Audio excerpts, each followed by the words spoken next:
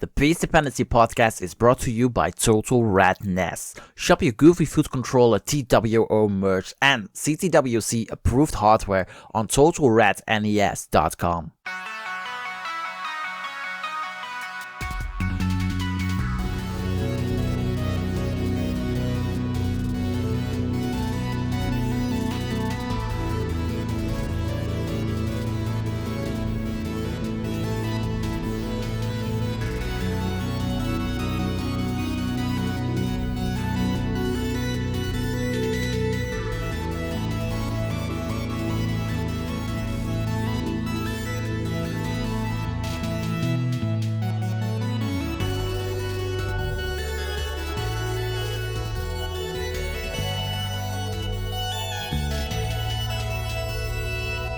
Welcome to the Piece Dependency podcast. I'm your host Frank, also known as Sir Mazer.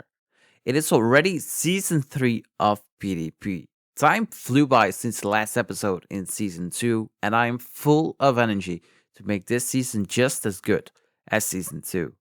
Thank you to Pumpy Heart for creating a new version of the PDP team. Your work is much appreciated.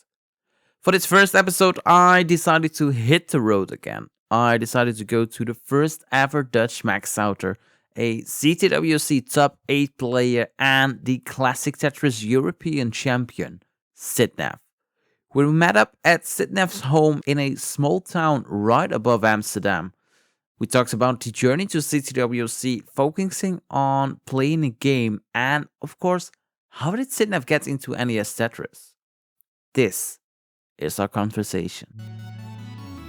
Sidnev, welcome to the Piece Dependency podcast, and thank you so much for doing this. Yeah, thank you. A pleasure to be here. It's always a pleasure to have the first Dutch Maxouter here on the show. And the first question is always the same question for everyone who's new on a podcast. That is, how did you get into NES Tetris? Yeah, of course. I knew this question would be coming because I of course, always listen to the Piece Dependency podcast. Not always, but sometimes. So, I did think about this question a lot. I still didn't prepare it, but I think I have a good idea because my journey to get started was kind of weird, I guess. Like, not like other players who just saw the video of Scout or just saw a CTWC video. For me, I started off just being bored in class, of course. Oh. And I found out that the Game Boy emulator on my Chromebook could also play NES games. Oh.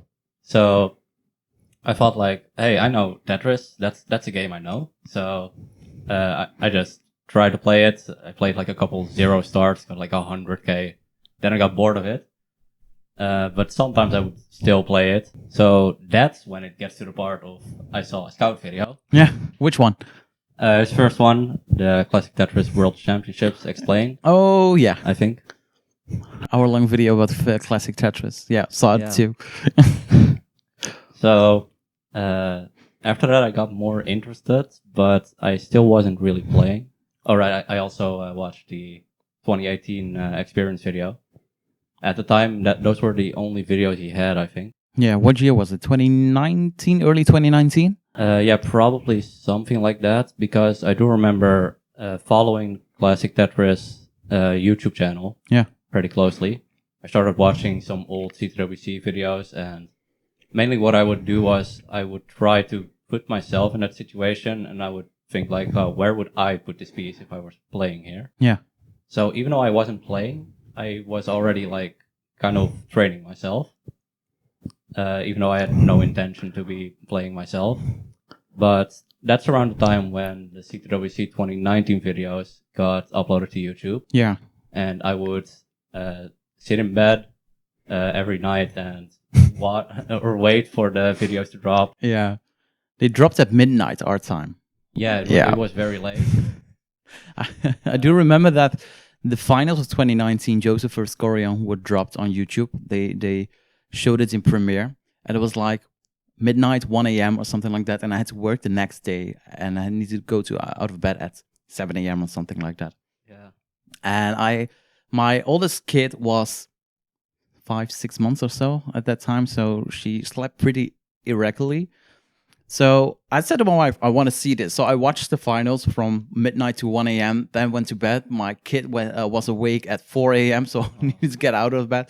She didn't sleep until 6 a.m. and then finally could get 1 hour more sleep before I needed to wake up and go to bed and go to work.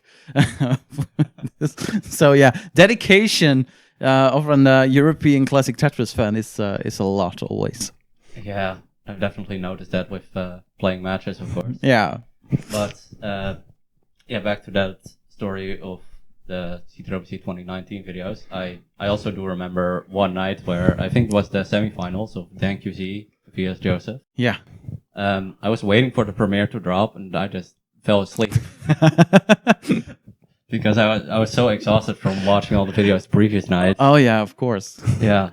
But yeah, after that, the main thing I was thinking was like, hey, this Joseph guy can tap pretty fast. Yeah. And for some reason, I was like obsessed with clicking fast on like a Chromebook touchpad because that's really the level of board I want in class. Oh my! I started just doing click tests. Oh my! See how fast I could get. So I felt like, hey, I can click fast. Yeah. I probably have a big advantage over all these dancers and slower tappers. Yeah. So I started trying to play the game seriously.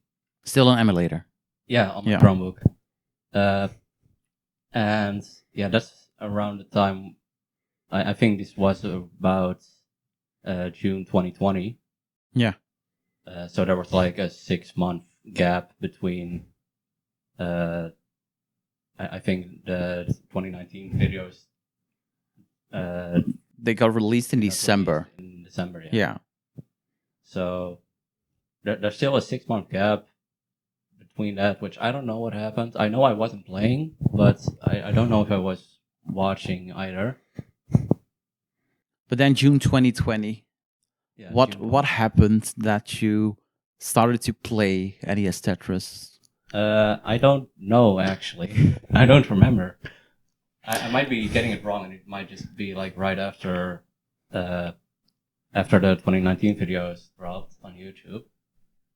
But I don't think so. I also don't want to think so, because if I started playing in June 2020, that means I got my first 1.3 under 1 year. Oh. So that makes me seem like a better player. Let's keep it. Okay. Yeah. It's still the timeline's a bit fake, but you started playing in June 2020. Did you like fully playing in June 2020, not being bored of in class and playing NES Tetris on a Game Boy emulator, but you bought a console, right? That was a bit later, actually. Actually, no, I do remember what got me to play on the emulator. So the thing was, I wanted to watch anime, not during class. This was just at home. I wanted to watch anime, but I had the habit of watching YouTube videos and then playing games while doing that, like doing both at the same time. But when I watched anime, I had to read the subtitles, so I couldn't do that because like the way I would be playing was like usually my Switch console would be like below me, and then my Chromebook would be here. Yeah. So then I had to keep going like this. So the solution I came up with was I would have half of the screen covered with a tab of anime. Yeah. And the other half would be my emulator. Okay. So that way I could just like quickly switch between them. And yeah, that's basically my solution. Oh my. So, I mean, anime, you need to watch anime with the original dub, like the Japanese dub. So you didn't want to watch anime with your ears, like the same anime but the English dub. Yeah, that was just horrendous. You tried? I tried, especially the anime that I was watching. I don't know if you know it. It's a bit popular in the Netherlands. It's called Inazuma 11. Oh yeah, my brother was fan of it. Yeah, me too. Oh my, yeah. I have like a bunch of stuff somewhere over there, like a bunch of keychains of some characters. Oh, great. Yeah, I absolutely love that series. I grew up with it. It's my favorite series. But the English dub of it is the worst possible dub you can ever think of. We watched the Dutch dub on cable TV. Yeah, I don't know how I could stand that as a child. I guess I was a child, so that explains everything. But you know that for some movies and series, we prefer the Dutch dub over the original dub because that is what we are used to. yeah, I can see that. I mean, I don't really watch that many movies or series, so I don't really have any that I can think of. But that does make sense. For example, the movie Cars, we rather want to watch it in the Dutch dub than the original, than in English, because the movie came out in 2006, so I was 10, so I watched the movie constantly in Dutch, never in English. So it's weird to see it in English than to see it see it in Dutch. But what was your emulator PB? So I was playing for like, what was it, 3-4 months on emulator. It was mostly during my summer holiday, so I had a lot of time to play. Yeah. But I would also occasionally play during class when I had the chance, of course. I wonder how much I should say. I think my parents are going to listen to this. It's 2 years ago. You graduated, so who cares? Yeah. But I remember I got 978,000 on emulator. Oh, wow. One Tetris of a Maxout. Yeah, and it was at level 28 top out, and I hung the lawnmower on the right. Oh, no. And I got another game like in the 970,000, which was at level 27 top out. Oh, even worse. But funnily enough, my next highest score was under 800k. Yeah. So that says something about my consistency. So that was around the time, like, I think, what was it? What's the month before October? September. September, yes. So around September, October, more September, I guess, because October was when the Classic Tetris World Championships was. Yeah. When I heard that it was going to be online, I was like, oh, I'm going to try to qualify for this. Yeah. Because really my goal was to get a Maxout in quals. He did. I did. I thought it... There were sometimes a couple thoughts where I was like, would it be like really hype if I got my first Maxout in my CTWC qual? But you, the CTWC Online didn't allow emulators or most clone consoles, so you needed a NTSC cartridge, which we're in the Netherlands, so it's a PAL region, so that's sometimes tricky to receive. You needed did you play on flat screen or did you play on CRT? I did get a CRT. It's a different one than I have right here. Yeah. It was, I don't remember. I got it from a relative, but it was like really big, so it didn't even fit on my room. Oh yeah, I remember for the video. Yeah. So yeah, I would be sitting like, I guess in the hallway here downstairs. Oh man. Was it color or black and white? It was in color. Oh, I've been very lucky with my CRTs. Oh man. I hadn't checked any of them I hadn't checked both of them for whether they were like compatible with Bell and NTC. Yeah. But they both are, so. Oh, that's great. And a console? Did you have do you have an original console? Did you use a Retron console? Yeah, so I got a Retron. I don't remember why.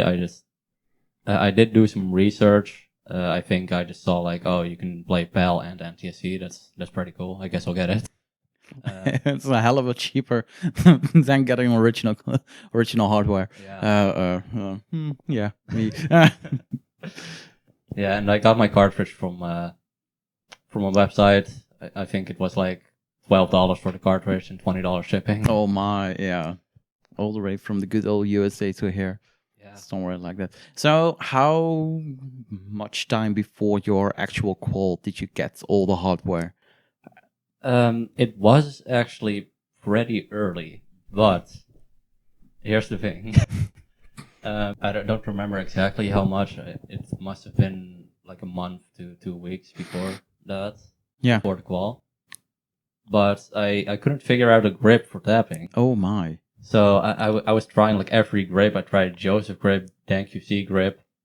I didn't know any other grips, but I was just trying like everything, and I just couldn't tap fast. I would most of the time just not even be faster than that. Yeah. So actually, for a couple of weeks, I just went back to emulator for practicing, and I think about a week before my qual, I decided like, okay, I really gotta get used to console now. Yeah, it's 7 days before qual, and timing wise, it's a little bit different between CRT and emulator. Yeah, it was very different. Of course, a Chromebook isn't that good. No. So I had a lot of input delay. Yeah. I remember. Oh, this is a bit of a tangent, but I remember this one time where I had a really good game. It was like 700k into level 20 on emulator or on console. On emulator. Yeah. But it was during my class, and the class ended right there, so I had to pause it. Yeah. And put it in my bag. We had like, I don't know, lunch break or something. I was so excited that I almost sprinted to the fucking lunch tables. Yeah. I immediately opened my Chromebook and I started playing again. And what happened? I had a JTOC set up to the right. I didn't do spin because I wasn't very confident in that. It was kind of high up, like 6 high or something. And you just unpaused your game, so I just straight into game. 19 play. Yeah. I think it might have been like right before transition or something. But in any case, I tried to do the JTOC and I was about to get it, but then I got a lag spike. Oh no. So it froze for a couple frames, so it took too early, and that was it. Oh man. I'm happy you never got your Maxout on emulator then. Yeah. But how did you decide on your grip? Like, you used the table grip for your better part of your tapping career? Pretty much my entire tapping career. Yeah, so... Not pretty much, just my entire tapping career. But how did you decide, okay, let me put the controller on my desk and try if I can tap that way? I was thinking about, okay, how am I tapping on emulator differently than I am on this controller? And were the key bindings the same? Like left side on your emulator, left side is directions and the right side is rotation? No, so that's also kind of funny. On my emulator, I couldn't change the controls for some reason. Oh. I first used D as my B button. Yeah. And spacebar for my A button. But that wasn't really very comfortable, I guess. So then, what for some reason did, or wait, no, that did actually work, but like then again, I tried to go for the table grip. Yeah. And I had to switch my controller around because, like otherwise, I can't really. You tap with your right side. I tap with my right hand. Yeah, left sided rotation. And left side rotation. Okay. Yeah. So I had to flip my controller around. So, yeah. Oh, right. Now I remember. So I couldn't get used to the other rotations on my controller. Yeah. So I thought like, okay, let's practice on emulator. The main thing I noticed was that I needed a hard surface to tap on. Yeah. So I tried tapping on a table. I noticed immediately I was a lot faster. I still, like, so the first time trying it out, my CRT was like facing frontward and there was like only a couple centimeters of space before it. Yeah. So it was a really scuffed grip. I was mostly just, like when you look at it right now, I hold my controller a bit vertically. Yeah. But that time I had it like horizontally and I just had reverse controls kind of. Yeah. That's also something I tried for a little bit. Reverse controls didn't work out. But yeah, that's basically how it started. So I was like, okay, now I need some more surface to tap on. And that's how I figured out to rotate my CRT and how to, that's how I got more space. And what were your practice games? What were your high scores for your practice games? Or did you go in cold for that CTWC qual? So, as you know, I'm not consistent. I wasn't consistent back then. So, like the highest score I got was like 700k. I don't think I got an 800k score before my max out. But yeah, most of the games wouldn't get to transition. My main goal was just to get a max out. That was really all I was going for. Yeah. So I didn't care about consistency. And I tried to go perfect all the time, which of course doesn't work every game. No. So yeah, that's basically what my playstyle was. But then, okay, CTWC qualifying is coming. How did you find out that CTWC was online that year? From Scouts, I think. He made a video about the 2020 CTWC. So I thought like, oh, that's cool. I'll sign up. Yeah. So that's also, I don't know if I said this earlier, but that's the main reason why I got the equipment. So you signed up for CTWC. No one knew you back then. No. It was like 2020. No one knew Sidnev. I also signed up for CTWC 2020. I thought I was the only Dutchie that was going to qualify for CTWC. Then you said in the CTWC Discord server, oh yeah, I'm also a Dutchie. And I was like, okay, cool. Who are you? I don't know you. Are you like another 300k, 400k player? Can I confess something? So I was looking at your qualifier. Yeah. I was watching it live a bit. I don't think I could catch a lot. I might have been at work at the moment. Back then I had work. Can you imagine? Can you imagine? Now you're a full-time Tetris player. But I was kind of glad to see you doing bad. So I could be the best Dutch player. It ain't hard to be the best Dutchie when I'm around. You saw my Benelux qualifier. It still sucks. I was happy to get my 500k, but no. I scored 295 during the qualifier in 2020. But my PB back then was 314 or something like that. So it was pretty close to my PB. So it was okay, cool. But I didn't know you, and I was like, and then obviously I didn't watch your call because, okay, who the heck is Sidnev? Why should I? Okay, I support my Dutchies, but I wasn't invested in the Benelux scene as I am now. So why would I watch another Dutchie play? You know what I mean? And then the next day I know, oh, we have first Dutch Maxouter. I'm like, what? What? But talk about that. You had your qual, and it felt like the qual didn't go your way. You were frustrated to the max, and then your last or second to last game of the qualifier was the Maxout. Yeah, actually, if you look at my first max video, you can see me soft reset a game and being very tilted. Yeah, very tilted, like mashing your head on the desk, tilted. Yeah, I'm not sure what my mindset was. It's a long time ago. Of course, I was just trying to go for that max out. I think my top score was, I do know my top score because it was my kicker, but it was 660,000, like level 22 top out. So yeah, I don't know exactly what I was thinking. I just completely forgot now. But I'm glad I got a max out. Yeah, and you got your way into CTWC. Yeah. And then it was the top 64. You got put in a bracket. I think it was a very, very tough bracket. Yeah, it was called the bracket of death by some people. Yeah. But you never played a match. You never played a match before. So how did you try to figure out how do I need to play a match? What are the rules?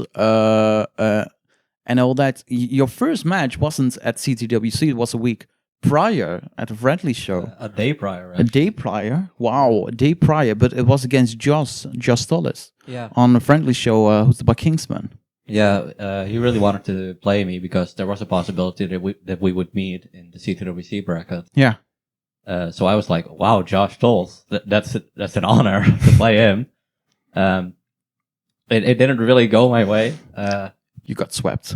I did get swept. Yeah, sorry. The first game was very painful. So Josh topped out early, and I thought I was good, but I needed like a couple hundred more points. Oh my! Oh. So I intentionally topped out, and I lost that game. Josh Tolls wanted to give me the game.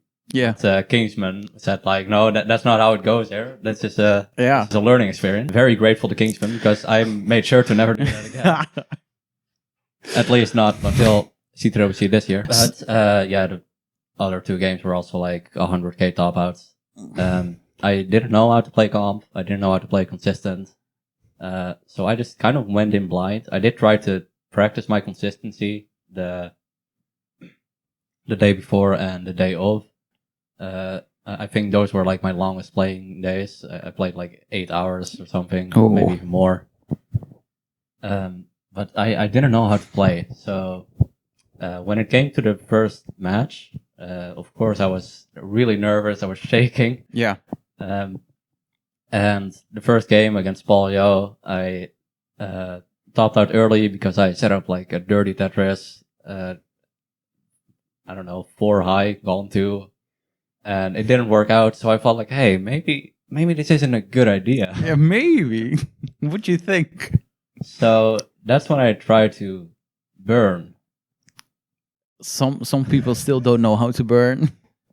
Yeah, but it's a crazy idea. I'm saying it as kind of a joke, but that's literally what I did. I just felt like, hey, maybe I should just burn. Yeah. Because the standard I had in mind for all the players was way higher than they actually were. So I thought I would need like 80% Tetris rate at any time to keep up. Oh yeah. I didn't know any of the scoring, of course. How much Tetris rate you needed to max out. Do know now. Thank you, James Chan.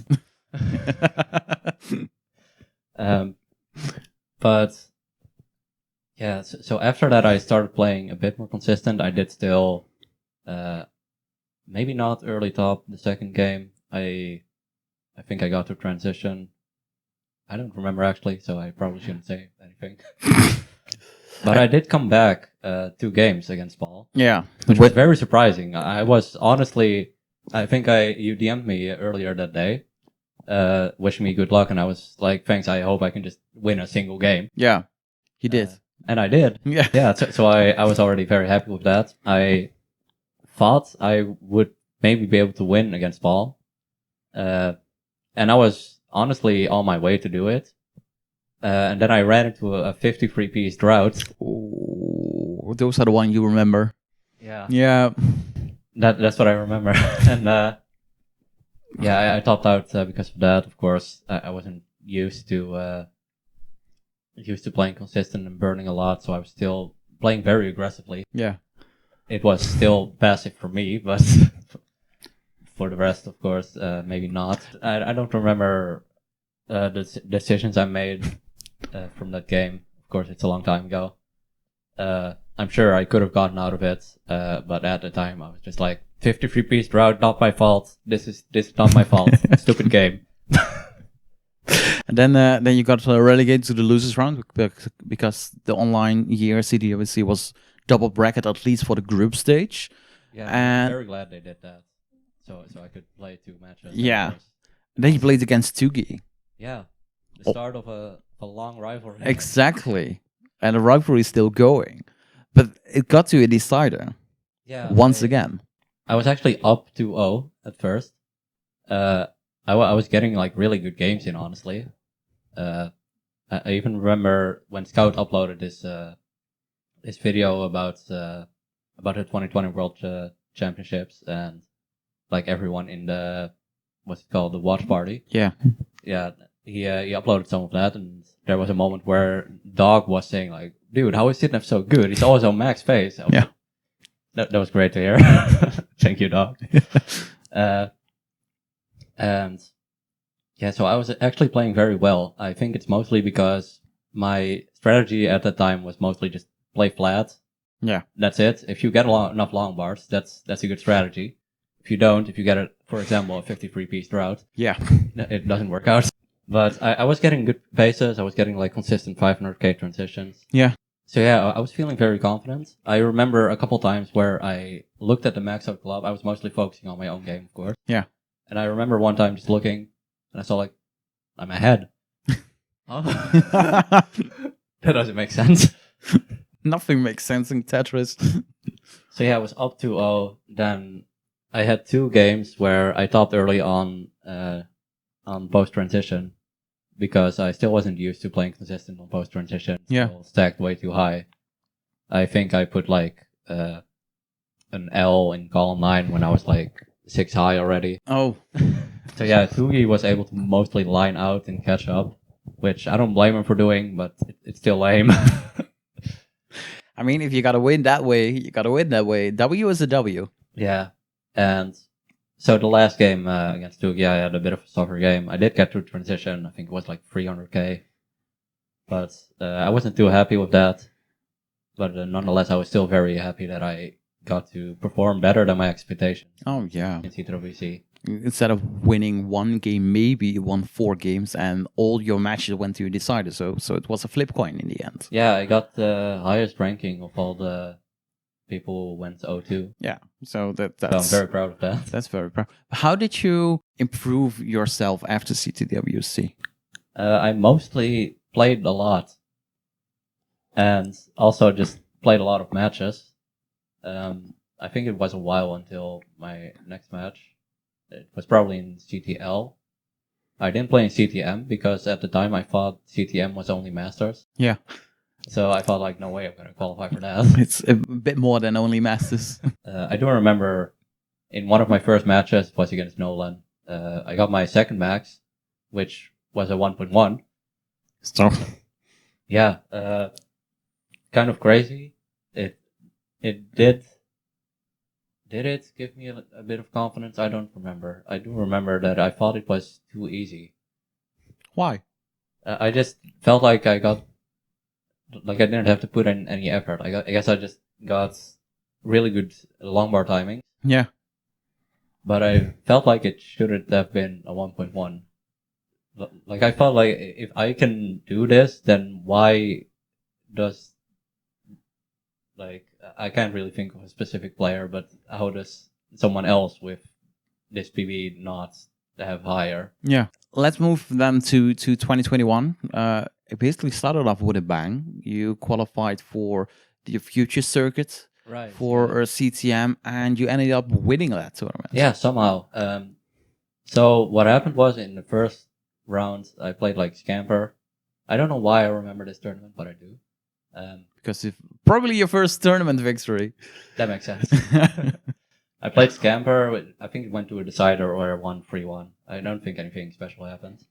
Then I played Tetrasaurus, who I thought I was definitely not going to beat. Yeah. Sure, he was like a very high seed too. But what happened was in game 1, he had controller issues. His controller like unplugged. Oh. So I felt like, what's gonna happen? Are we gonna redo this? But then the restreamer, I don't remember who, just gave me a heart, and we went on to the next game. So I was like, I could say something, but I have an advantage now. Yeah, why should you say something? I'm not like that anymore. now I do try to win fairly. I still feel kind of bad about that. Sorry, Tetrasaurus. Yeah, in the second game, I think he topped out early. Just naturally. So I was like, hey, I'm suddenly up 2-0. Then the third game, I got a 650,000 transition. It's always a good transition score. Sure. And he topped out like shortly after transition, so I won that too. And then I was suddenly in the semi-finals, I think. No, that's top 8, right? They played against Anthony in the semifinals. Got to a decider. Again, we like had a couple early top outs between each other. So that's what's like most of the tournament. There were a lot of early top outs. And in the finals, I went up against Mletchuk. Yeah. Milchuk. I remember titling my stream Winning Future Circuit at Monthly Tetris. Sandy really liked that. Imagine you did. You won in a sweep. So yeah, I was very surprised. I really thought I was going to lose. Mletchuk was or is a very good player. Yeah. I definitely thought he was better than me. He was a lot more consistent. But somehow I at least got one game to kill screen with 800,000, which I which I won. Yeah. Not really sure what else happened. I do remember I got like a sick dig on level 18 somewhere, and I got like spammed by DMs from Aaron, who was cheering me on. Thank you, Aaron. Love you. Do you remember what happened the next day after your future win? Because the future win was on a Saturday. And the next day we had the Benelux tournament? Yes. The PAL one. The first ever Benelux tournament. I want to shut off from my mind. Then win. Oh, you were so angry at that tournament. Yeah. Oh my. Really tilted. There was an 8-person tournament. That was the Benelux, the first one. And you qualified first seed, I think. So you got placed in the group with Wing, Rocco, and Luco. Yeah. So you right, Luco. Yeah, so you played your matches. You were guaranteed quarterfinal, and if you got placed 1 and 2 in your group, you were semifinal. So you got first, I think. Yeah, I won all the matches in the group. Yeah. And then I played RVP in the semifinals. Yes. And I lost that because I was just playing very dumb. Yeah. I was like, I remember sometimes I was like, I wonder if I can hit this tab to the left. Oh, I didn't. Oh, I'm dead. That happened like 3 times. Yeah, so RVP won from Group B, first seed in Group B, so moved on to the finals. But you were done. You didn't even want to play the third place match. You were that done with the tournament. I'm not sure about that. I mean, like, just I don't remember. That's I'm not sure. I do because I found it very funny because I remember changing my webcam to NTSC's better. Yes. Yes. Like I say, you were very tilted. It was very fun to look back on. At the moment, I was like, "Oh my god, what is happening here?" I'm so glad I'm not like that anymore. You never rage anymore after a bad competition play. I do, but I don't show. I always like when someone rages against me. I always tend to feel like kind of awkward and feel kind of bad. So when someone wins against me, I always say like, "GG, well played, my bad." I sometimes leave some salty comments. Yeah, but mostly I just want the other player to not feel bad about winning. Oh yeah. So yeah, I've definitely improved that part of myself a lot, which I am kind of proud of. But if we go further in 2021, you qualified for Masters in May. Yeah. That was your first Masters event, and you did qualify for challenges the months prior, but you got out of in round 1. Then you qualified for Masters, got to the semifinals. Yeah, I was very surprised. I remember the first match was against Aaron, which was awesome. I mean, Aaron's my basically my rival over my whole career. He had a similar story to me in the CTWC 2020 qualifiers. Yeah. He was also a completely unknown player, PB'd in quals and got in. So we've basically been rivals since then. We also played in CTL Division 4. He was a lot better than me. He was a lot more consistent. But yeah, overall, or above all, he's just a great guy, which I love. So yeah, it was great to play Aaron in Masters. He was sure that I was going to beat him. You were sure he was going to beat you? I wasn't sure that he was going to beat me, but I also wasn't sure that I was going to beat him. Oh yeah, but you swept him. I did. Yeah. Oh wow. I do remember in one game, I had like 3 long bar dependencies between level 25 and 27, and I got bailed for all of them. So it didn't feel deserved. You got just as many long bar dependencies as Alp usually has at any given point in his stack. Yeah. But yeah, I mean, I was just happy to win one game. I got to play Tristop after, that was absolutely insane. That at that point, it was like the moment I considered myself to like be on the path to getting actually good. Yeah. Because I won the match. I got like multiple Maxouts, I think. I do remember Tristop topping out in level 25 somewhere, and I thought like, oh wow, he definitely should have gotten that. But I think I won in the decider. I was just absolutely blown away by it. Yeah. Yeah, that's basically what I wanted to say. I just really didn't expect to win against Tristop. But you won, and then you moved on to the semifinals and faced off against Nenu. Yeah. He ended up winning the tournament, so you lost in the semifinals. But what was it like playing against Nenu? Before the first game started, I was like, okay, I just beat Tristop. Anything can happen. Yeah.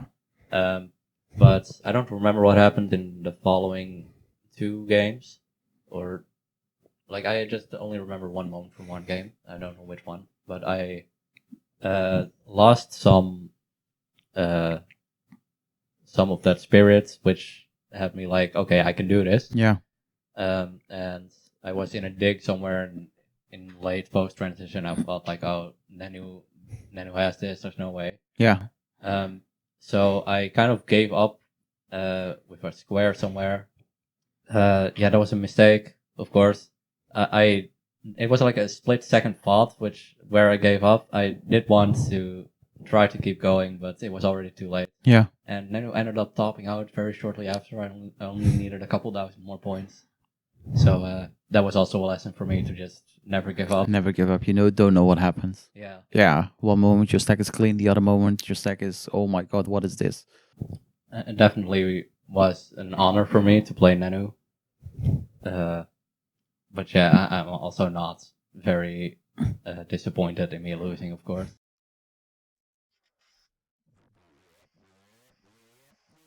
Total Radness! Yo, this is Steve DeLuca of Total Radness, home of the Tetris World Order. Bringing order to a chaotic world. Ready to get rolling on the right side? Dominate the D-pad with a goofy foot controller. Visit TotalRadNES.com to score a controller modded by the inventor, me. We've also got TWO gear, CTWC approved hardware, and a ton of additional retrospective madness. Tune in to twitch.tv/TotalRadness to watch Quaid and I take the BLV to 11. Also, don't miss the other homies at Aaron Jazamoki for the Boom Tetris house parties with the Kitchen Dwellers. And at Classic Vomps for those classic Tetris snugs. Be the best and keep it TWO for life.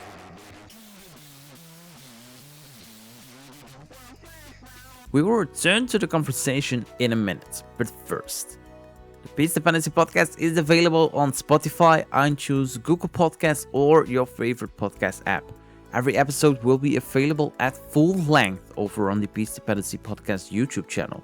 Subscribe, rate, and like our content to get us notified. There's also a Piece Dependency YouTube channel. On this channel, you'll see podcast highlights, mini documentaries, and other NES-related topic videos. You can follow us on the socials at Piece Dependency. Piece Dependency is active on Twitter, Facebook, and Instagram. Join the Tetris Friendlies Discord server. Besides the fact that it's the place to discuss anything Piece Dependency, you can also participate in some lovely friendlies or put your ELO on the line in the various ELO battles. If you have a suggestion who we need to have on the next Piece Dependency podcast, let us know through the socials or our Discord channels. Now, let's go back to the conversation. Did you feel like you got better with competition matches while playing matches, or did you feel like you improved more with training all by yourself or training in a voice call or something like that? So I didn't really feel like when I look back now, I think my improvement line is pretty steady. It goes up pretty regularly. Yeah. But at the time, I felt like I was going all over the place. One time I had, or one match I would have against Tristop or something, I would have multiple Maxouts and beat a top player like him. And yeah. Other matches, I remember this CTL match against Rhubarb where I just topped out 3 times early, around 100k, which was I think around the same time, maybe a bit earlier probably, but still it didn't feel very consistent. Yeah. I do remember that at one point I was, I decided to just go for consistency in practice sessions because I usually still went for PBs or just more for pace. Yeah. And I didn't really care if I had the soft reset, but I thought And one day I just thought like, okay, no resets. Let's just see how it goes. And I definitely noticed that I was less tilted because I had to reset less. Yeah. Of course, that makes a lot of sense. And yeah, from that I did get a lot more consistent, I think. Was it also the result that you got your consecutive Maxouts world record? Oh, that's a lot later, I think. Yeah, no, but more like playing with that mindset of not Oh. soft resetting every game if the pace isn't there or you misplace a piece or something like that. More like playing with the mindset of, okay, I won't soft reset. If I get a 1.0 max out, that's fine. If I get a 1.1 max out, that's fine. If I get a 900k, that's fine. But was playing with that mindset led that to your 11 consecutive max outs world record. So for that specific world record, I remember I got like back-to-back max outs, and then I went to brush my teeth because it was almost time to sleep. I didn't sleep. Yeah, I have this habit of when I get a back-to-back, I just want to see how far I can go. Yeah. So I got like back 3 back and back 4 back, and I was like, okay, this is going somewhere. But it kind of happened out of nowhere, really, because I think before that my best was back 4 back or back 5 back. Yeah. So yeah, I don't know if that mindset really helped me during that session, because I think at that point I'd mostly moved past the mindset of not resetting every game. Yeah. Although I guess that was still what I was doing. It was just my norm at that point. Oh yeah. Ever want that consecutive max out world record back? Yeah, I do, but it's gonna be very tough. I don't know if I want to grind for it, but again, when I get like a back-to-back or back 3 back, I just can't tend to get in the mindset of, okay, how far can I go with this? And to just let it happen. If it happens naturally. Yeah. Yeah. What's the story of getting one pushdown point at the start of every game? Oh yeah, of course this question would come. I mean, it's signature Sidnev. Yeah. So this goes back to the emulator days. Yeah. As I said, I had a lot of input delay, so I wanted to trade to get spins. Yeah. And the best way I thought of doing that was seeing how much the input delay was. Yeah. So at what point did I need to start pushing down for it to count as when I'm pushing down? You know? Yeah. So I started to develop a feel with that by pushing down 1 point every game, so I could see exactly at what points I needed to like make the input. Yeah. So that's basically how it started. And it became a habit after it. Yeah, it became a habit. If I didn't do it, it just felt wrong. Is it if you don't push down in one game, like, and you notice it, do you play considerably worse? No. No, when I don't push down one game, if I'm just playing by myself, I just reset. You want that one on the end. Yeah. There has not been a single game that's wrong. There's been one game I noticed very recently. At the end, there was a 0 at the end. I was very devastated.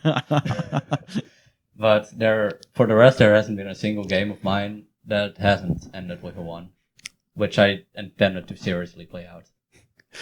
I mean, it gave you one tournament victory. It did. 6-4 Invitational 2021. Yeah. Yeah, that was crazy. I was in a chase down, and he was basically there, but didn't look at the score correctly, and I won by 1 point. After a tie, it's the closest margin. I hate tie games, but I think I hate even more if you win by 1 point.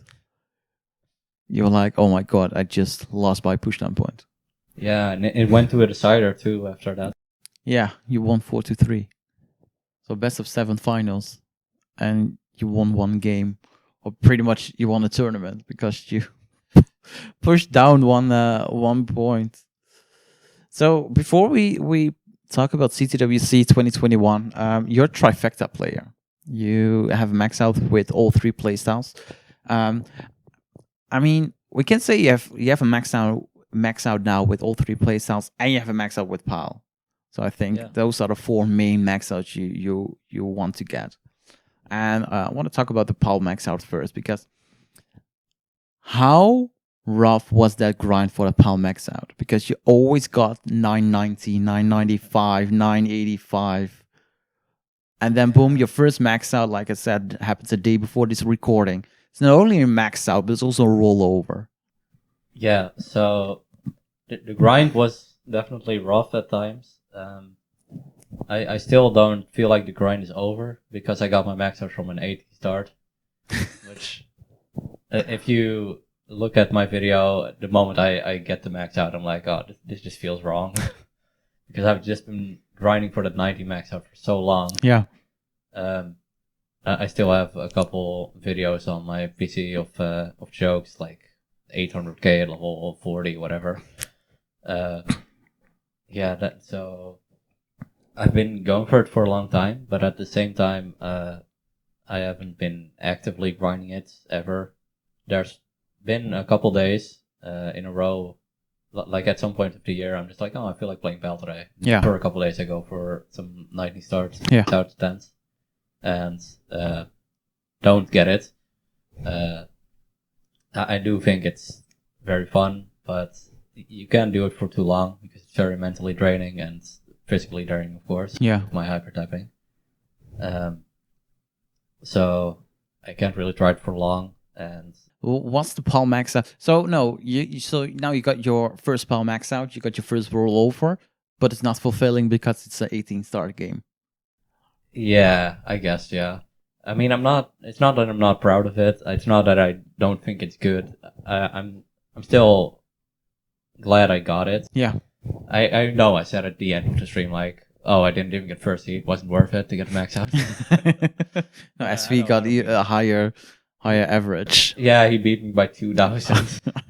Imagine score 1.7 and not getting first seed in CTP.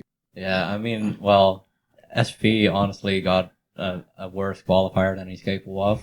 Yeah, what was it? A couple of days later, a couple of days prior, 7 million.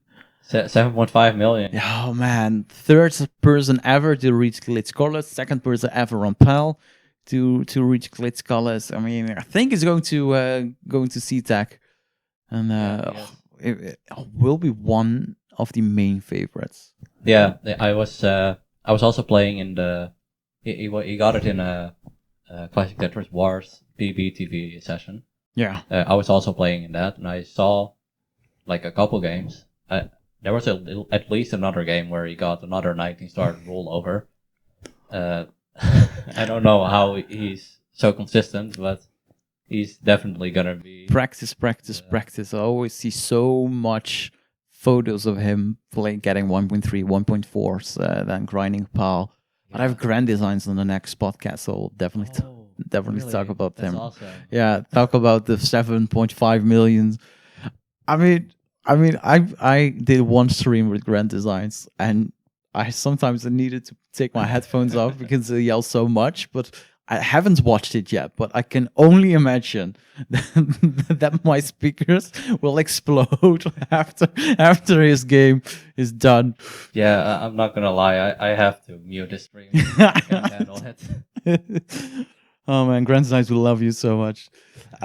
Which of the 3 playstyles, hypertapping, rolling, and dash, which of the 3 playstyles was the hardest to get your max out?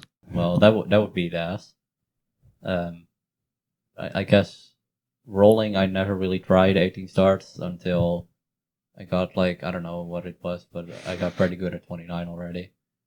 Then I'm pretty sure I tried like a couple 19 starts just to see how it went, and then I got like A60. I was like, oh, okay, cool. Wasn't special to get your first roll max out? Not really.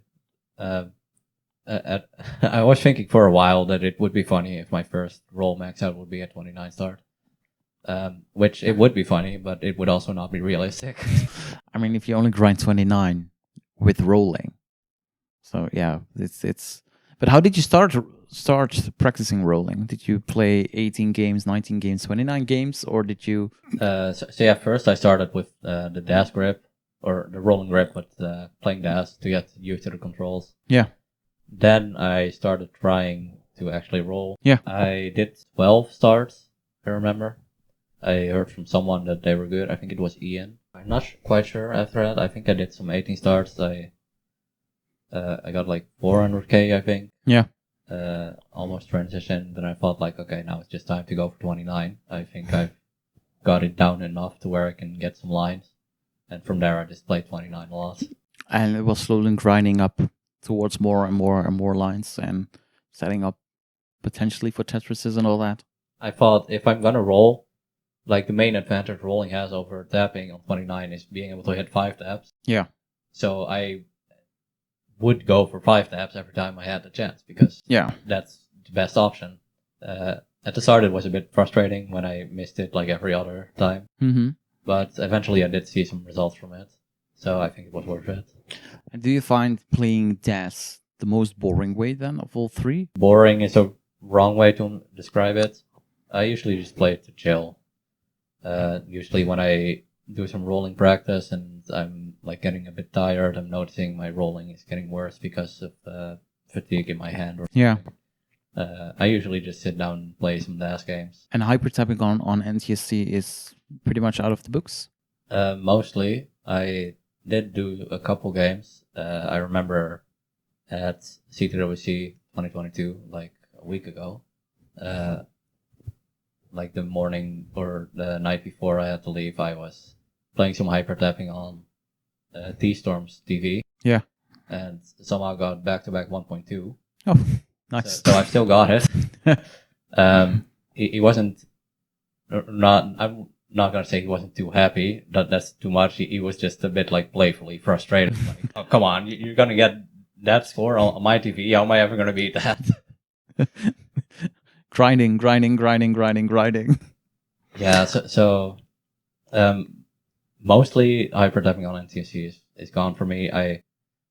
I might like go for some huge goal somewhere in the future when like the rest of the game is pretty much dead. Yeah.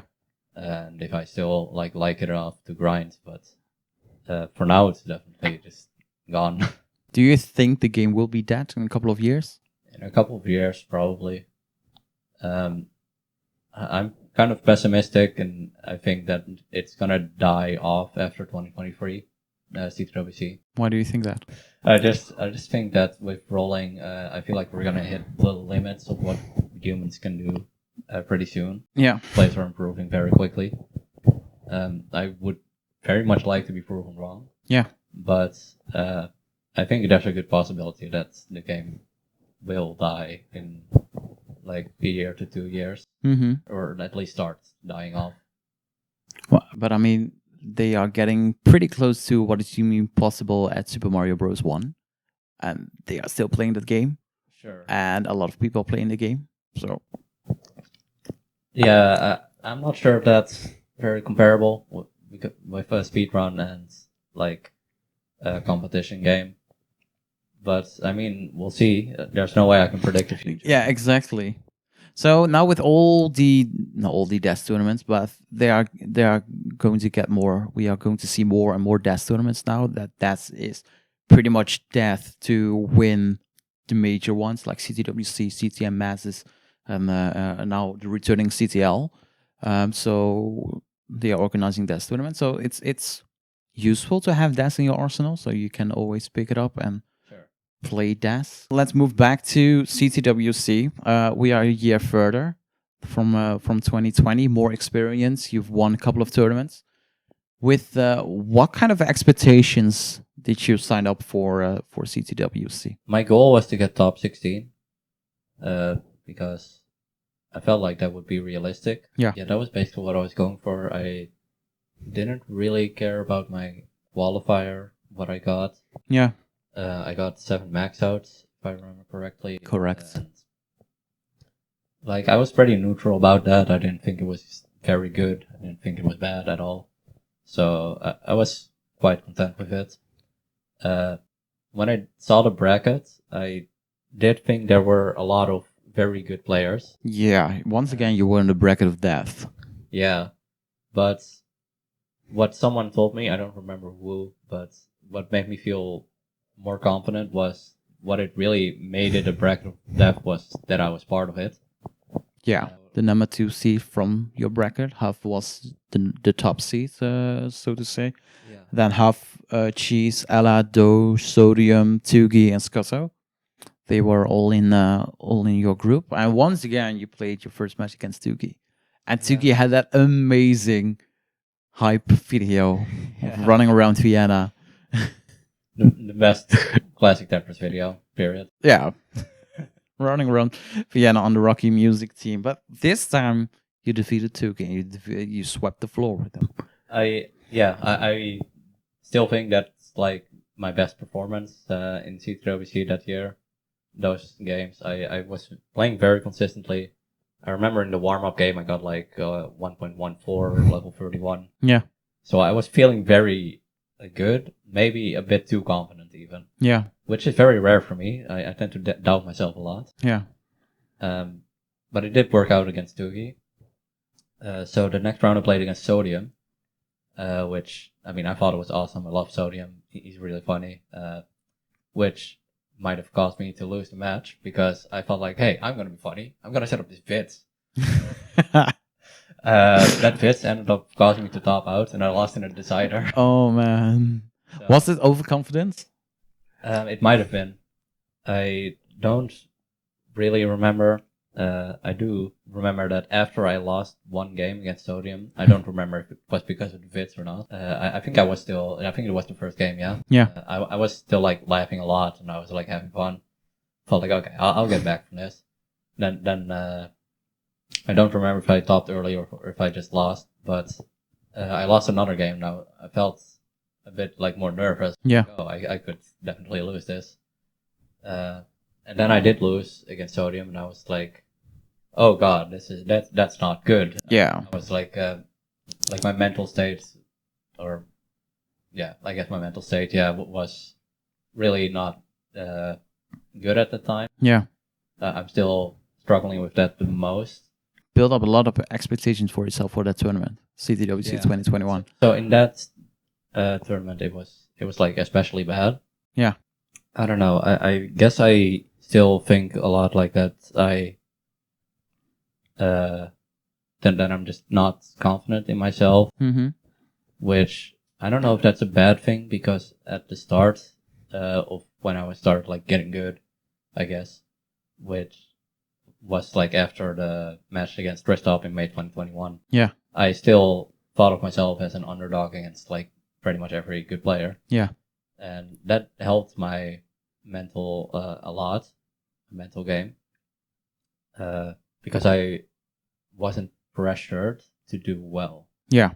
I think that was what I was trying to find, that I sometimes feel pressure to do well, and when I don't, I start getting very worried and I can't really play at my regular level. Yeah. And now this was the big stage. It was a lot of people watching on Twitch. Then you lost to Sodium, so you got relegated once again to the losers bracket. You defeated Doge. Yeah, I'm glad I didn't lose there already. Yeah. I think it wasn't that good of a match. I think Doge early talked a couple times, so that definitely helped me calm down a bit. But after that I played Cheese, and I did think I could beat him. Yeah. But that made it worse when I did lose a game where I felt like, okay, now I'm getting a bit worried, you know? Yeah. And that's when I started playing a bit worse, I think. Yeah. So yeah, that's kind of what I'm trying to say with my mental game's still not good in that regard, that I can't focus on the game fully sometimes. Yeah. So you lost against Cheese, and it was difficult after CTWC. I think it was a pretty rough loss. But then moving forward, the top 8 finals have happened from CTWC. The European Championship, CTEC, is going around the corner. playing PAL, and you decide to qualify. Once again, it's online, and you qualified second after Fractal, who picked up PAL and was rolling and decided to qualify for a European Championship. And but then miraculously, you won pretty much your group stage. You qualified for the winners bracket of the final day of the top 8. You had some pretty intense matches, but of that top 8, you first lost to Fractal. Yeah.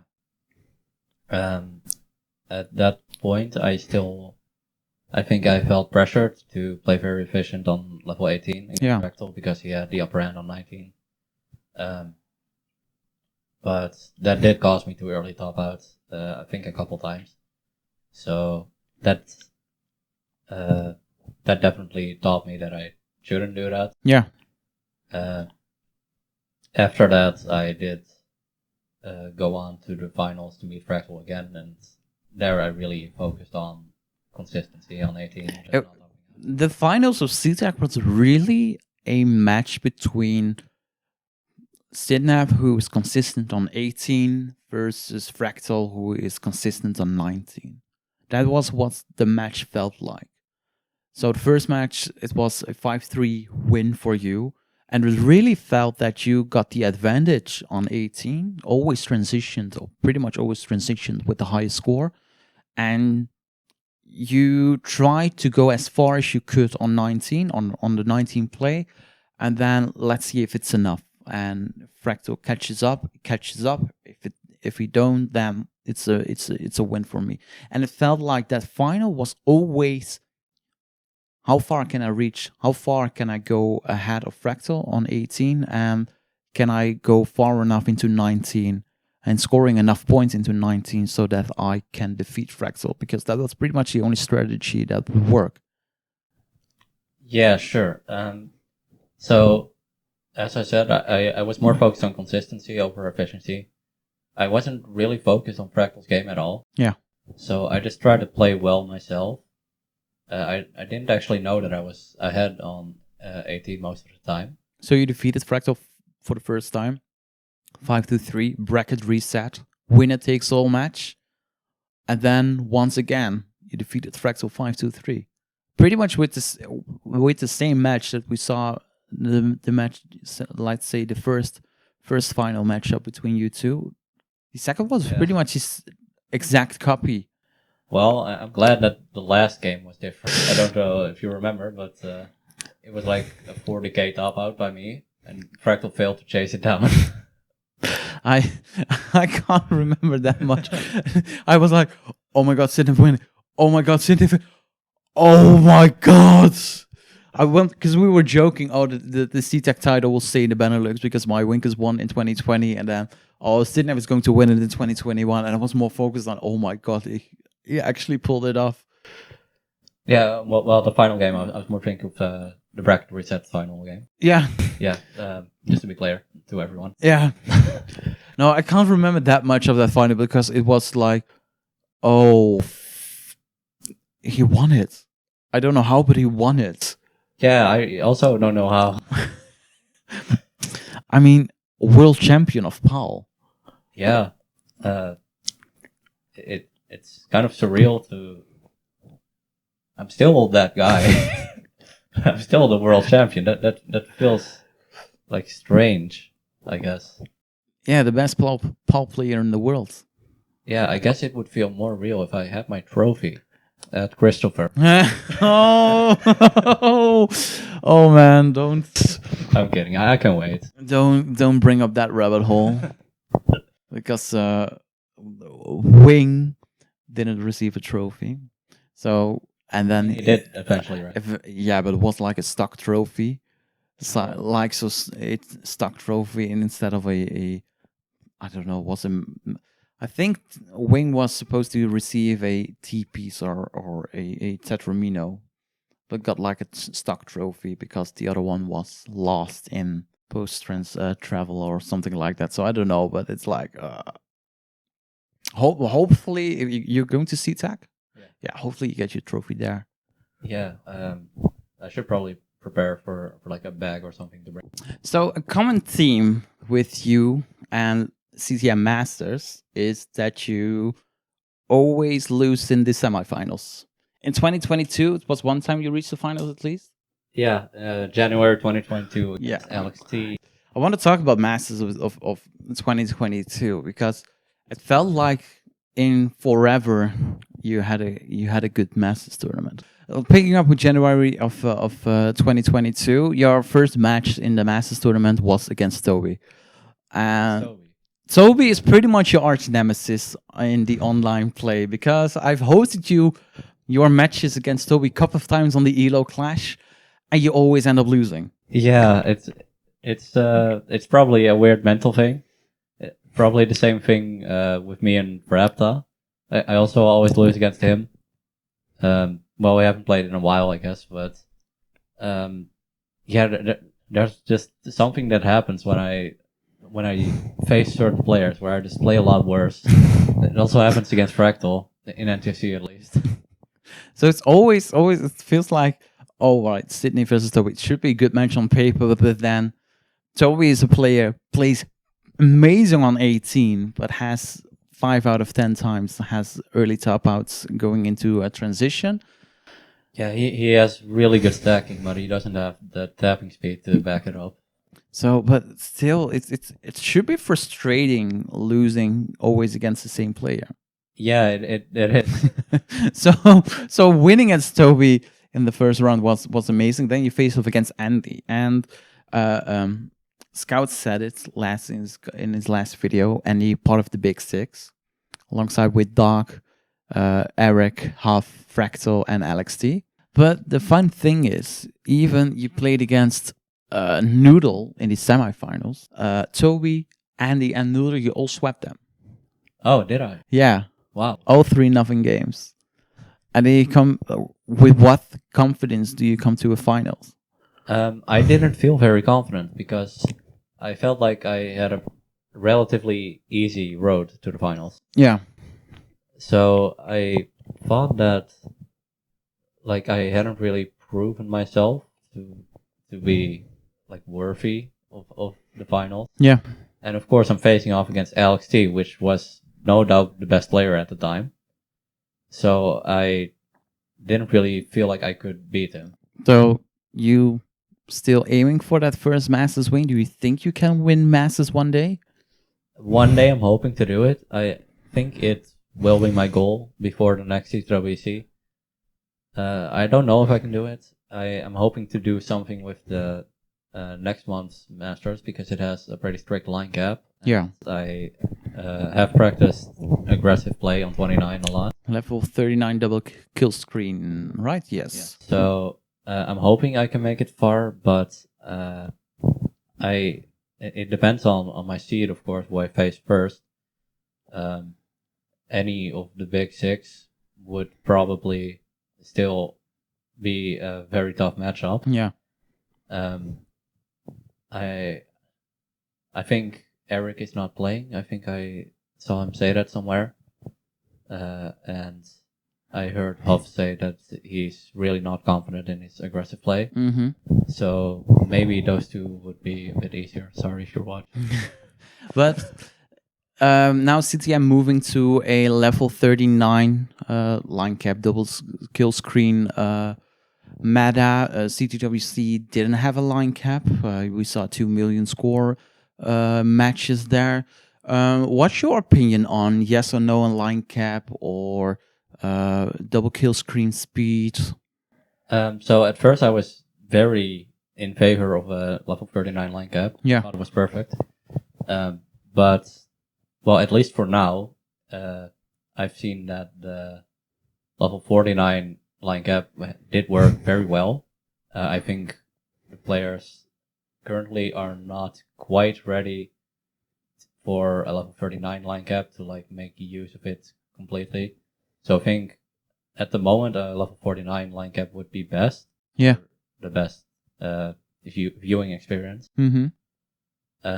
I think no line cap could still work very well. We'll see that in like 2 months with CTM. But eventually, I feel like we do have to start moving to a level 39 line cap. And are you training for level 39 line cap, or are you, let's see what happens? Yeah, I am training to be more consistent with Tetris on 29, because I feel like that will be the future. I don't think I can participate at the top level at the moment, but I hope that my current training is getting me ready for that. I kind of disagree that you can't compete with the top currently, because if we look a little bit further in 2022, we had in April Mega Masters, and many called that the unofficial World Championship. You came third. Yeah. So I am very proud of my performance there. However, I had by far the easiest road to get to the semifinals, I would say. I don't think there were any very tough matchups. I think I had like the perfect bracket for it. Yeah, you played against Meme, Doze, and Moja before you lost to Dog in the semis. Right. So Meme is actually another player which I tend to do very badly against. So I'm very glad that I got to that I did actually win that match, because Meme is an insane player. Yeah. Actually, absolutely incredible. And Doge, I tend to have a very good record against. So I wasn't really too worried. And against Moya, like I felt it could be going either way. Yeah. But yeah, I'm glad that I did win. I still think it was one of the easier matchups to get compared to the other brackets. And if you face off against Dog or face off against Andy or anyone from the big six, are you like, I don't even want to play this match, I know I'm going to lose, or I know there is a small chance that I'm going to win, but... I don't feel like that, not that harshly. I do think that it is very likely for me to lose. Yeah. But I always try to do my best. I always know that there's a chance for me to win. So I always try to win, of course. I definitely still assume that I will lose. Yeah. That does help with my mental game a lot, that I don't expect anything from myself, so I can disappoint myself. Yeah. Yeah, I especially had it last CTM. I won against Tommy in an insane match. And then I faced Fractal, which I didn't do too well against. Yeah. Because of, I guess, a combination of fatigue and that I just tend to always do bad against Fractal for some reason. Oh, yeah. So yeah, I had like one pretty good game against them. Still ended up losing it. But yeah, I hope I can play a good match against Fractal someday. Maybe for one CTM Masters title and you win it, actually. That would be great. Last week was CTWC 2022. After 3 years, it was finally in person. When did you knew that you wanted to go to CTWC? Pretty much immediately. I don't think there was any points where I doubted that I was going to go. Yeah. Except for my financial situation.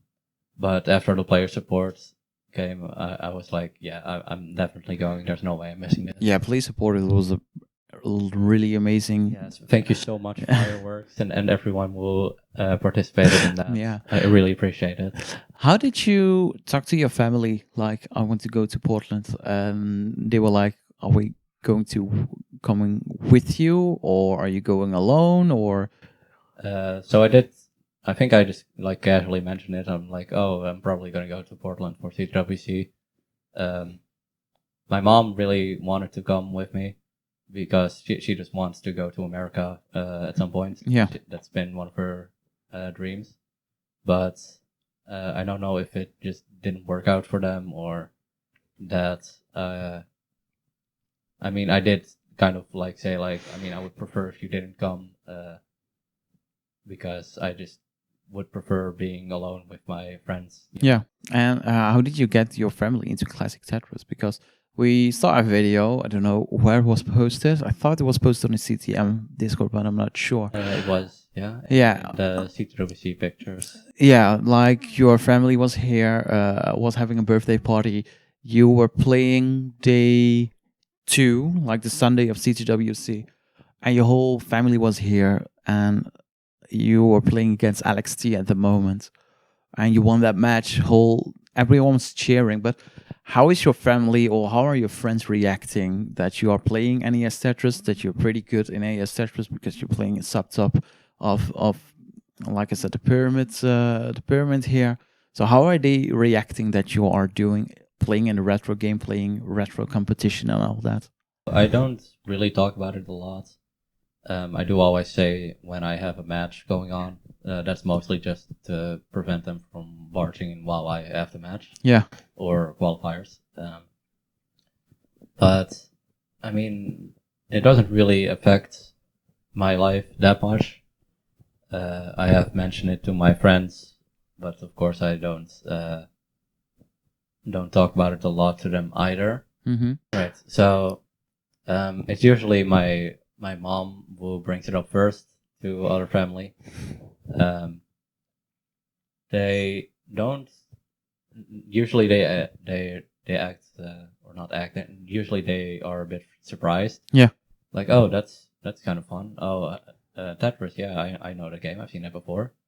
And they usually, in true Dutch fashion, they usually get more excited when they learn I make some money from it. $1,300 overall earnings.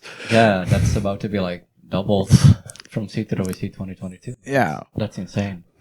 So are you hiring a tax lawyer or something like that? Because can we say that classic Tetris is your job, like yours, like most kids or pre-adults are working in a supermarket or in a store, but you make your money playing video games on the internet, basically. I don't think I could call it my job yet. I would like to get very good at it and get like consistent just money from masters. Yeah. That would be very awesome because I don't like working. But yeah, if like that is a goal I have, but if it doesn't work out, then like that's fine. I can try and look for a job, I guess, like a normal person. So then you need to stop playing night matches here. So take us through the week of going to CTWC. You flew to Portland on Wednesday, I believe. Yes, I departed from home at 5:30 a.m. My parents, as awesome as they are, they drove me all the way to Düsseldorf airport. I met up with Mark and Jacob there, and we flew together first to Helsinki. Yeah. From Helsinki, we departed at 17:55. Oh man! And arrived in Portland at the same day at 17:40. 25 minutes flight. So minus 15 minutes. Yeah. Oh yeah, true. So yeah, from there we took a train to U District because we landed in Seattle. Yeah. And from there we drove with AV Geek and T-Storm to Portland to Sasha Xenophilia's apartment. We spent the night there because they didn't have their parents' house ready where we would spend the rest of the week. Yeah. I mean, I didn't mind. I was so incredibly tired. Yeah, I can imagine. I mean, you got a pretty bad jet lag, I think. It wasn't that bad. I didn't sleep that much in Portland. Yeah. So that was more of the reason for my fatigue. But yeah, first day evening we did go to the food trucks, where there were a lot of Tetris players. Yeah. And it was awesome just meeting a lot of these people who I only know online, and just seeing them in real life. That's surreal. It is surreal. Yeah. Yeah, it's really the only way I can describe it. So yeah, we had an awesome evening there. Met a lot of my my best friends online. Yeah. I met Peyton there. I met Aaron there. I met Katie there. I think I am forgetting people. I'm sorry if I am forgetting you. There's a lot of people. You saw a lot of people, yeah, I can imagine. Yeah. So that was when Thursday. Yeah. So then Friday came along, qualifying day. Qualifying day, yeah. I had slept for like 2 hours that night. Still affected by the jet lag, or? I don't know. Maybe. But in any case, I wasn't feeling that tired when I was going into my qualifying session. What were you, like second group of the day? Yeah. Yeah. I was at the 2:45 p.m. group. Yeah. It was a bit strange. I was getting ready to like look for a station, and Vince came up to me and he was like, "Hey, do you want to be on the main stream? You can sit at one of the stations over here." Yeah. So I walked over there, and every station was taken. Oh. Like, oh, okay. So then I walked back, and then I met some of the wavy ones, some of the gauntlet, my gauntlet team. Yeah.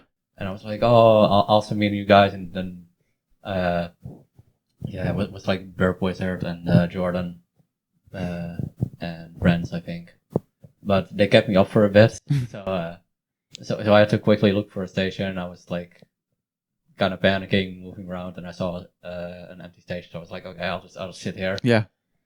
It ended up going pretty well. I got 9 Maxouts, no kicker because my next highest score was like 500,000. So you resetted it. Yeah, and In the end, it didn't really matter, right? no, No. yeah, it was kind of weird because I did 19 starts at the beginning. Yeah. That's how I did my singular mock wall, which didn't reach it to the end, but the start went pretty well with 19 starts in Yeah. the mock wall. And in the actual qualifier, I just topped out early 3 times in a row, and I already started a bit late because I was still looking for a station. Oh, yeah. Only like half a minute to a minute, but still. So I just started doing 18 starts, and that went a lot better. And in the 18 starts, I didn't choke on 19. Yeah. It's great, but it's still a bit weird that I couldn't do 19 starts suddenly. Okay, so qualifying day is over. Next day is first match, but because you got qualified on place number no clue. 9, I think. 9. 9 max out, 9 seed. So because you qualified on place 9 seed, you got a bye to the first round. So you only needed to play 1 match on Saturday. Yeah. Did it help to only play 1 match, or did you want to play 2 matches? I don't think it would have mattered much. It might have been better to only play 1 match because I tend to get fatigued very easily. Yeah. With rolling. So you played against Somalian captain in the first match. Yeah, which I really love.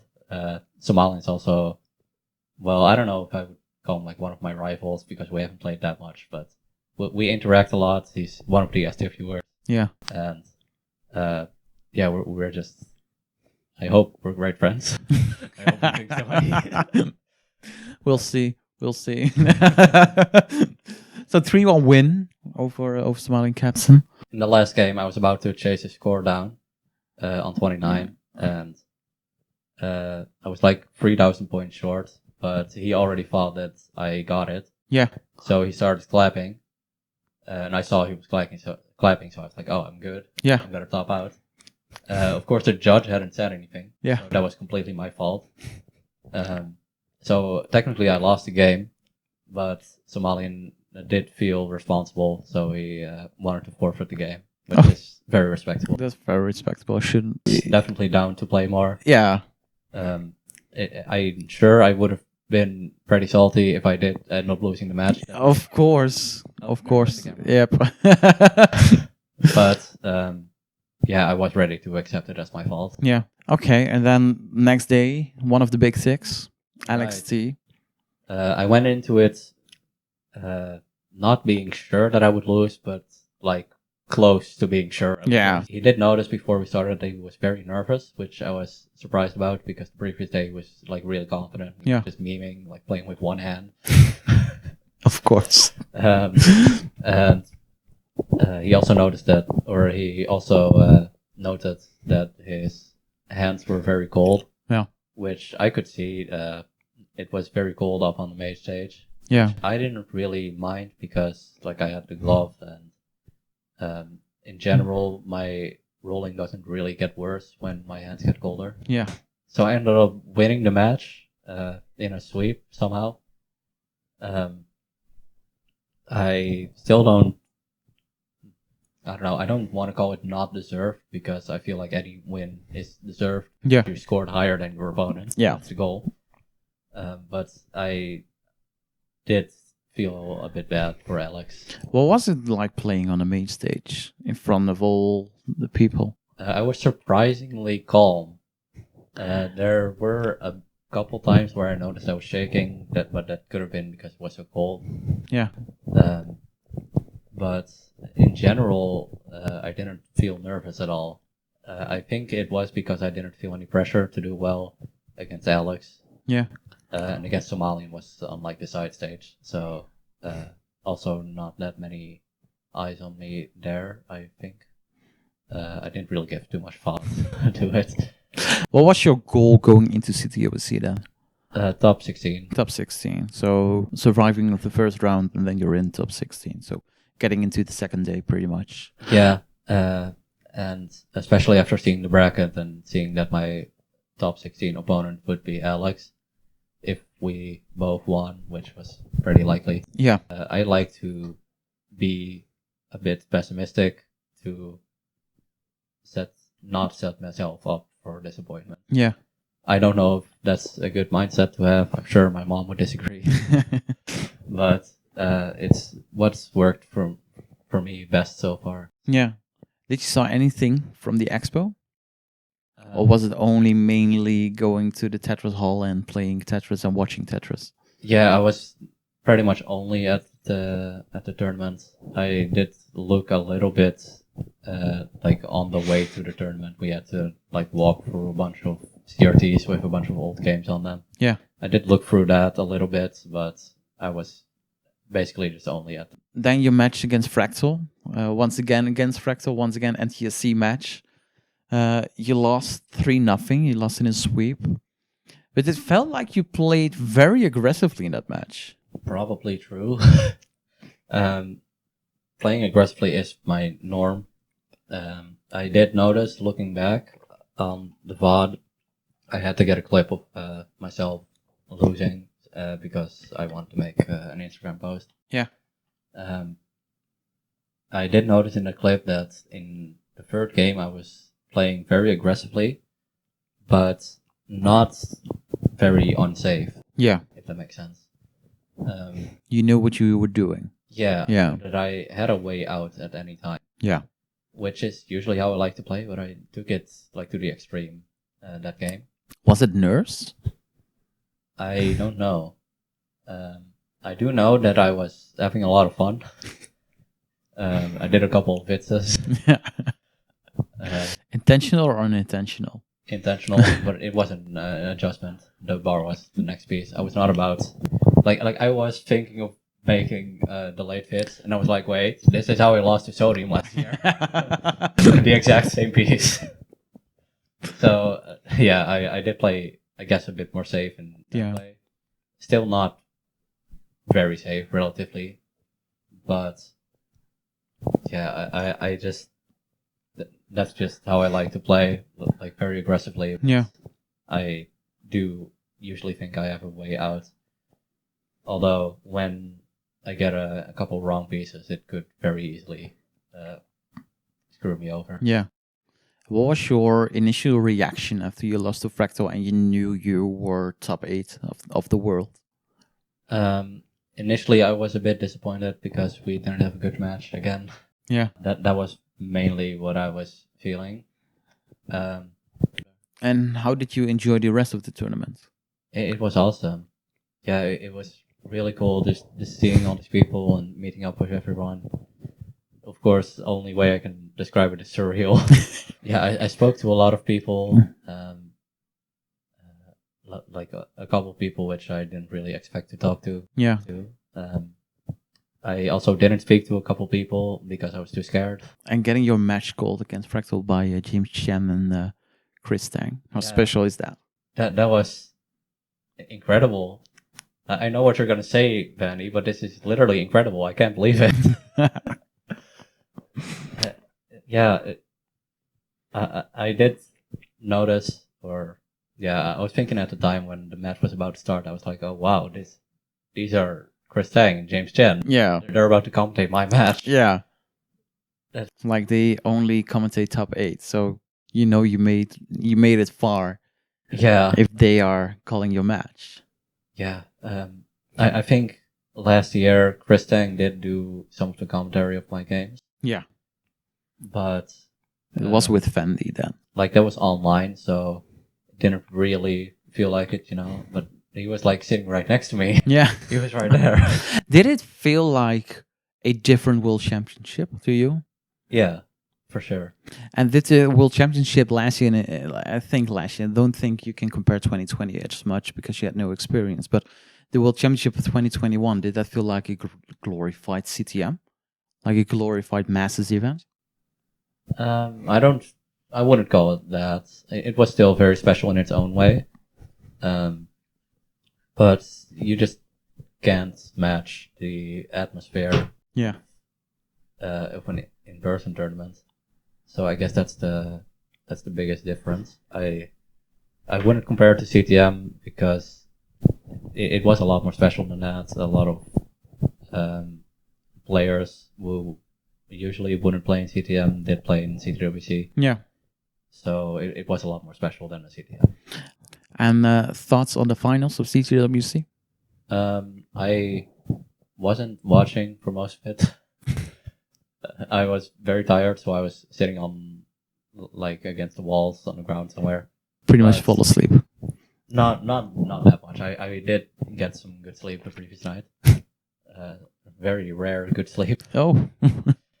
But I didn't really watch the 18 and most of 19. I started watching near 29 mostly. But from what I did see, it was really good. Yeah. Really good match. Yeah. And it's definitely sends a good message about line caps. Yeah, but getting a 2 million match is pretty special in its own right. Sure, yeah. And doubt that you will see it soon if you get the line caps. That's true, but I don't think it's like necessary to have. True. Matches can be hype no matter what the score. As long as they are close. Yeah. I think that's the most important thing. I don't mind calling a 700k score, like calling that match, as long as it's close. I remember one of like the most hype matches I've watched was like CTWC 2020 silver bracket. It was Citric Ice against someone else who I don't remember, but they were like really close the entire game. Yeah. And it ended with like 800k on 28 or something. Yeah. It was an awesome match. As long as they are close within 1-2 Tetrises, maybe 3, but those are the most interesting matches. Yeah. But yeah, if you get twice a 2 million score in the same game, so it's it's close in its own right. It's definitely special, but I think it's good we saw it once. I would like to see it again, of course. Yeah. But I don't think it's necessary. So with what feeling did you left CTWC? Just a really good feeling. I felt very fulfilled. Yeah. Also outside of the tournament, I was just hanging out with a lot of friends, and it was just really fun. It was the best weekend of my life. Nice. And how did you travel home? By plane. This time, I mean, obviously. This time I did have to go alone because Mark and Jakub accidentally booked a different flight. Oh, yeah. Which is fine. I mean, I mainly, like, I think it was a lot less scary to go back alone than, like, to go there. Yeah, obviously. Just to get used to all the security check and whatever, just the airport. Yeah. But, yeah, I didn't really do much, I guess, on the plane. I did notice on the plane back there was the TV in the seats. Yeah. One of them could, or it had games, and one of them was Tetris. I didn't play it because I already played Tetris like the entire weekend. You were tired of Tetris. Yeah. It was too much Tetris to handle. Exactly. Oh man! And what was the reaction here at home when you got back? Obviously, my parents were very happy to see me. Yeah. They also came to Düsseldorf again to pick me up. Oh, nice. How much sleep did you get this past week? This past week, a lot. I can imagine. From Tuesday, I went to bed at 11 p.m., which is like immediately after I got home. Yeah. Which is crazy because I left at 6 p.m. on Monday from Portland. I got home at 11 p.m. on Tuesday. Yeah. Yeah. So I went to sleep at 11 p.m., woke up at 3 p.m. Oh, wow. So Oh, I my. slept for like 16 hours. Yeah, the next day I slept a bit less, and then, but like, my sleep schedule has been like 16 hours and like 5 hours and like 10 hours again.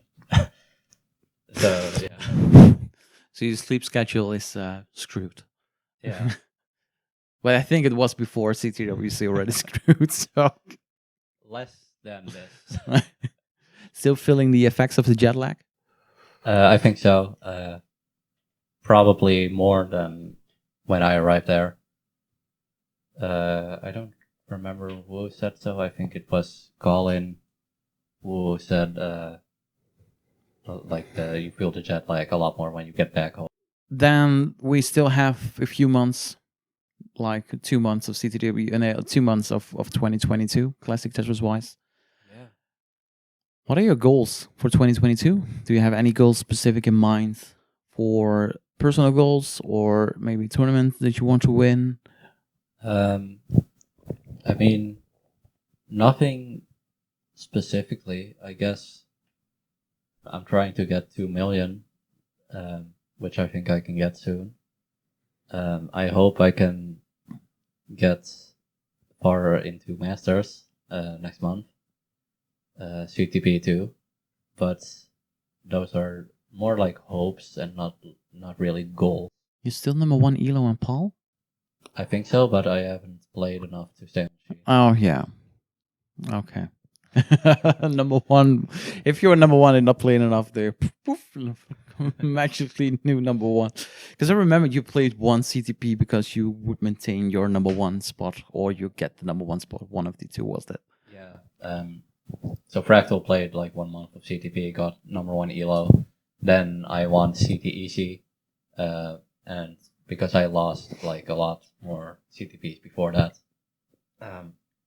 my Elo wasn't that high. Yeah. It was still behind Fractal, so then I played another CTP to get number 1 Elo.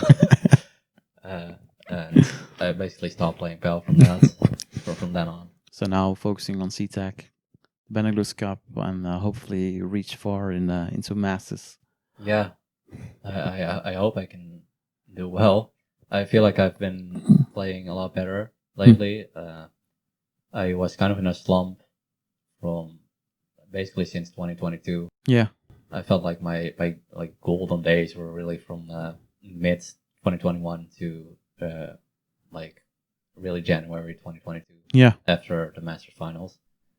I really hope I can get some results for rolling, and yeah, if I'm lucky, maybe I can do well in some tournaments.